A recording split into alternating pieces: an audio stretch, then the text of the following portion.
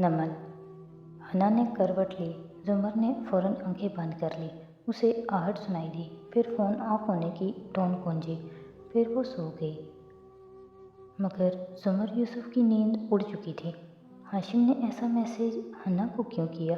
अगली शाम वो कमरे में बैठी केस स्टडी कर रही थी तो दरवाज़ा दस्तक के बाद खुला। उसने चौंक कर सर उठाया। सारा चौखट में खड़ी थी, आंखों में उदासी, लबों पे नर्म मुस्कुराहट और बाल नफीस से फ्रंट नॉट में बंधे थे। वो और ज़किया खाला नुसरत को शॉपिंग के लिए पिक करने आई थी। ये भी नुसरत का इसरार था। ईद की तैयारी करनी थी, शादी के कपड़े भी लेने थे। जुमर के लिए कल ही ले आई थी। डिस्ट्रैक्शन। आइए सारा। वो उठ खड़ी हुई। सारा उसकी फाइल्स को देखते करीब आकर बैठी। वो इन 2 माह में दूसरी दफ़ा आ रही थी। पहले इधर उधर की चंद बातें की, फिर वही जिक्र आया। शादी का कुछ पता चला? मुट्ठी पे पसीना आया। नहीं, मगर पता चल जाएगा। आपको इतना यकीन कैसे है कि वो जिंदा होगा? यही बात सारा की समझ में नहीं आ रही थी। जुमर आज़ुर्दगी से मुस्कुराई। क्योंकि हम जिंदा हैं। सारा के दिल को धक्का सा लगा। बदिक्कत चंद बातें कर पाई। क्या कोई गवाह सामने नहीं आया? किसी ने कुछ तो देखा होगा। बज़ाहिर सरसरी सा पूछा। जुमर ने गहरी सांस भरी। नहीं, कोई सामने नहीं आया। गवाह अमूमन सामने कम आते हैं। सबकी अपनी फैमिलीज होती हैं। Welcome to Pakistan. तो क्या गवर्नमेंट उनको विटनेस प्रोटेक्शन नहीं दे सकती? उनकी फैमिलीज़ की हिफाजत नहीं कर सकती? सारा, हमारा सिस्टम बहुत बदहाल है। हम गवाह छुपा दें तब भी लोग उनका पता निकाल लेते हैं। खैर, उसने सर झटका। हर कोई इतना बहादुर नहीं होता। सारा के लिए मज़ीद बैठना दोपहर था। वो उठ खड़ी हुई। उसका मतलब है गवाह को अपनी हिफाजत खुद करनी होती है। खैर, मैं चलती हूँ। जुमर ने मुस्कुराकर अलविदा कहा और अपने काम की तरफ मुतवज्जह हो गई।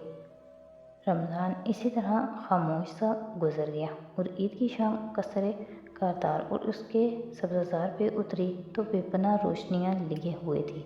बेफिक्र, खूबसूरत और खुशबाश लोग टहल रहे थे। वेटर्स ट्रे उठाए मशरूबात सर्व करते नज़र आ रहे थे। ऐसे में सब्ज़ार के वस्त में हाशिम मैरून शलवार कमीज़ में मलबूस गिलास थामे हंसता हुआ मेहमानों से बातें करता नजर आ रहा था। जवाहिरात भी करीब खड़ी थी, सब गाउन में मुस्कुराती हुई, कानों में जुमर्द और हीरे जड़े आवेज़े थे। कारदार्स की ईद की पार्टी इतनी ही जगमगाती हुई होती थी। उनसे दूर हनूज सब्ज़ार के बिल्कुल एक किनारे पे अलग थलग मेज़ पे यूसुफ का टैग लगा था। वहाँ सैम और हुनैन खड़े मध्यम आवाज़ में बातें कर रहे थे। नुसरत जो साथ बैठी थी अब्बा से हल्की फुल्की बातें करती, फिर खामोश हो जाती। शादी की बातें, शादी के ना होने की उदासी। अम्मी ने सैम के ऑफ वाइट कुर्ते जैसा बड़ा साइज शादी के लिए भी लिया था। शादी की याद शादी की मोहब्बत से बढ़ गई थी। सैम बददिल लग रहा था। बददिल तो हन्ना भी थी।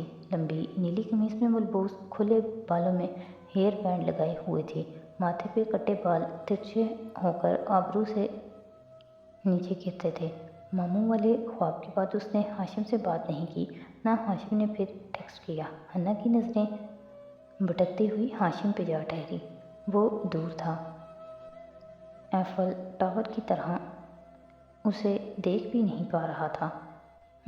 उसने मुंह फेर लिया। करीब में जुमर खड़ी फारे से बातें करती नजर आ रही थी। उसने अम्मी की लाई सुर्ख साड़ी पहन रखी थी, जिसके आस्तीन कोहनियों से नीचे तक आते थे। बाल जूड़े में थे और सिर्फ वो घुंघराली लटें गालों पे गिरती। क्या तुम पार्टी में नहीं शामिल होगे? खफकी से फारे से पूछा, जो अभी बाहर से आया था और सीधा अंदर जा रहा था। जीन्स पे सफ़ेद कुर्ता, पैरों में पेशावरी चप्पल, मुंह में कुछ मुसलसल चबाता हुआ, बेनियाजी से आबरू उचकाए। कारदार्स की पार्टीज़ की आदत नहीं है मुझे, आप लोग इंजॉय करें। वो गोया खोल गई। हम इंजॉय करने नहीं आए, मैं इसलिए तैयार हुई हूँ ताकि भाभी को ये ना लगे कि मैंने वो बातें नहीं बुलाई। अगर तुम ना आए तो उनको यही लगेगा, क्यों मेरी फैमिली को मेरे खिलाफ करना चाहते हो? ओके, यही हूँ मैं। फारिस ने तहम्मुल से उसकी बात सुनी और चंद लम्हे के लिए उसकी आंखों में देखा जिसमें बेरहमी थी। कोई बैक वक्त इतना खूबसूरत और इतना संगदिल कैसे हो सकता है। फिर रुख फेर लिया, वो हन्ना की तरफ आ गई। सो ये यूएसबी का क्या किस्सा है जो उस दिन तुमने हाशिम को दी?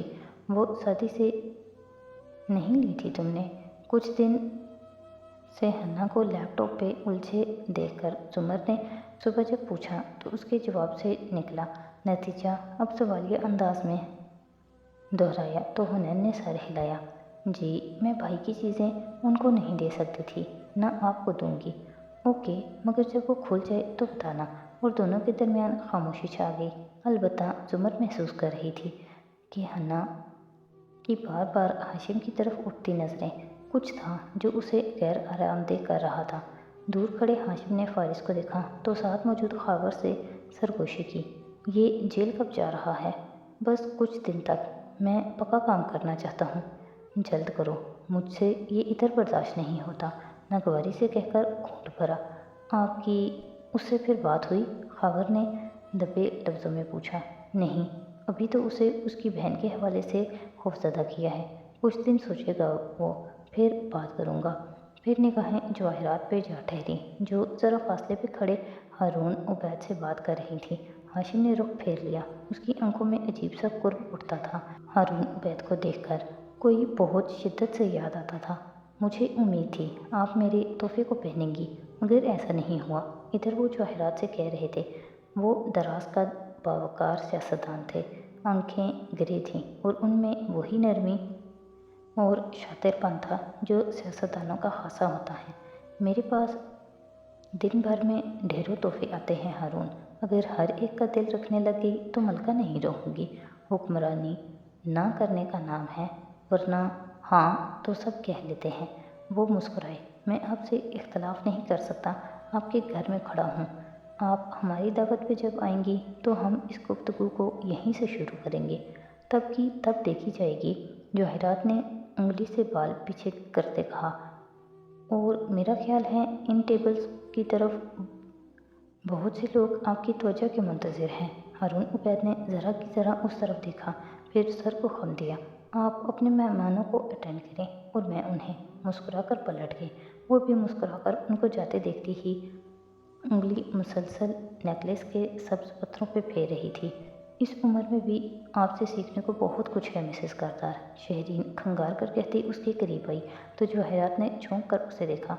वो आसमानी रंग की मैक्सी में मलबूस थी, बॉबकट सुनहरे बाल ब्लो ड्राई करा के सेट थे और आंखों में मानी खेज मुस्कुराता तासुर था। अगर आप उनका तोहफा पहन लेती या उनसे चंद फिक्रें मज़ीद कह देती तो आपकी कशिश मान पड़ने लगती। क्या ही अच्छा हुनर है कि किसी को उकसाने का। जवाहिरात ने एक पुरतपिश नज़र उस पर डाली, मगर लबों पे मुस्कुराहट जमी रही। साथ ही बाजू बढ़ाकर वेटर की ट्रे से ग्लास उठाया और इतनी तेज़ी से वापस लाई कि वो उलटने लगा शेरी के ऊपर, मगर किसी ने ग्लास और जवाहिरात के हाथ दोनों को सख्ती से पकड़कर मशरूब गिरने से रोका। शेरी हिल भी ना सकी। जवाहिरात ने भी चौंक कर देखा।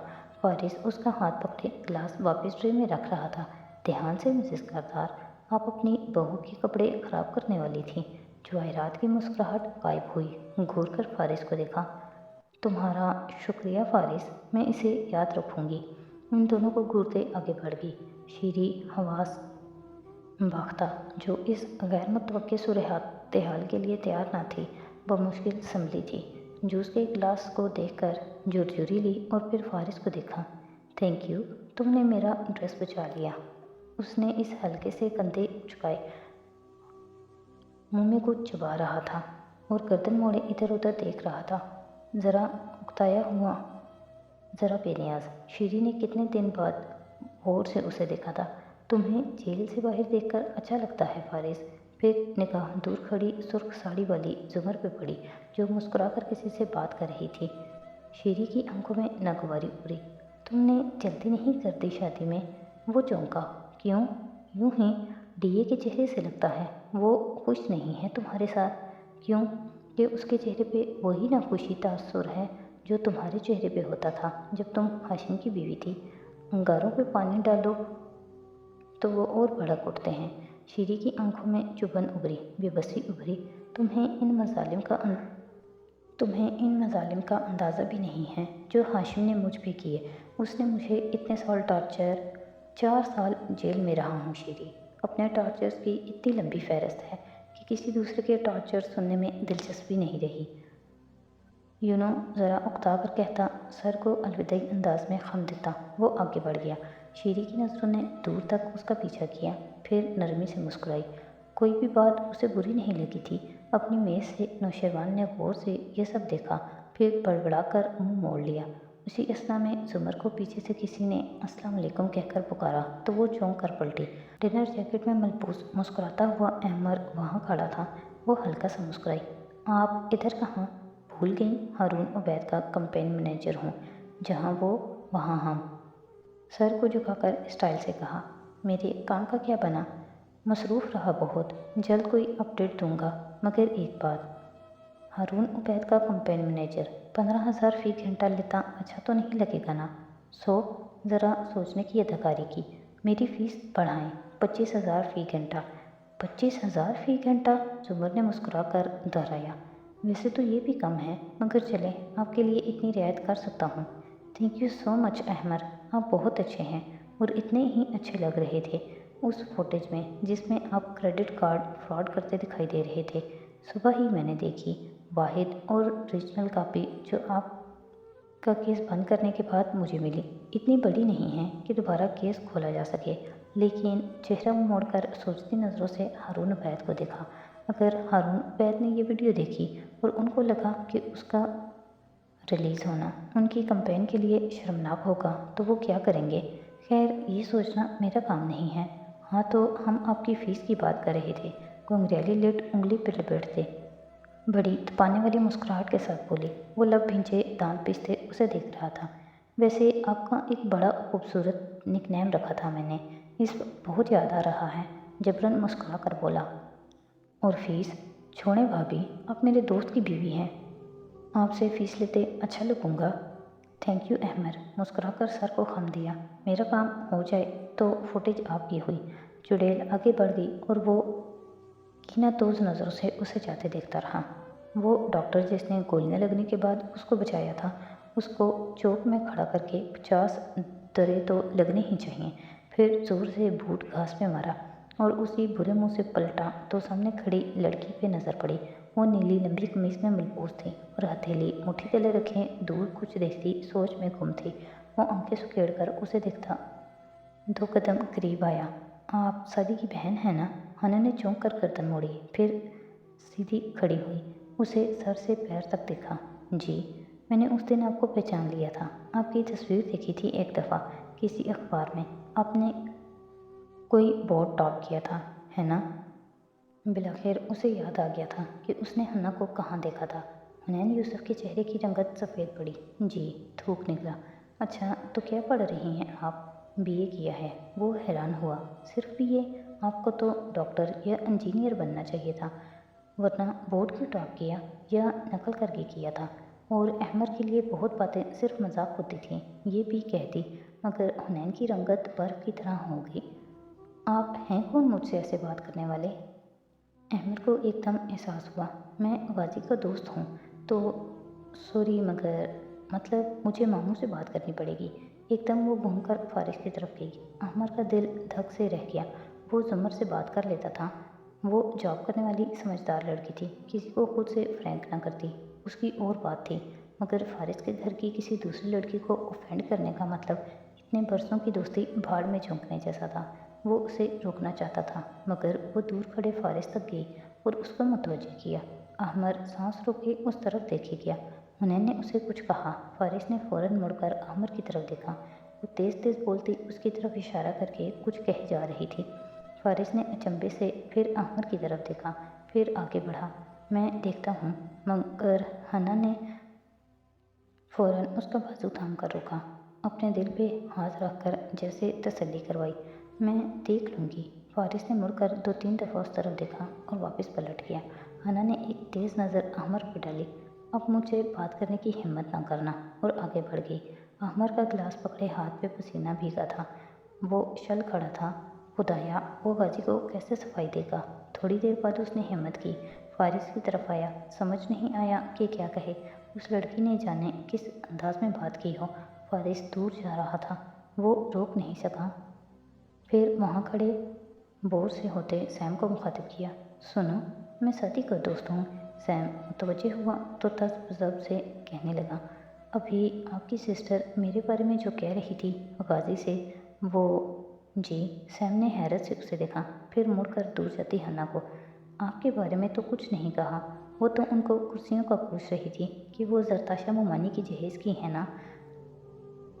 उसने इन कुर्सियों की तरफ इशारा किया जो वहाँ रखी थीं, जहाँ अभी अहमर खड़ा था।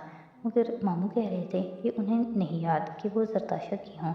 हन्ना ने कहा कि रहने दें, वो खुद चेक कर लेगी। आपको तो कुछ नहीं कहा। वो हैरान सा सफाई देने लगा, और अहमर के ऊपर तो मानो ठंडा पानी डाल दिया किसी ने।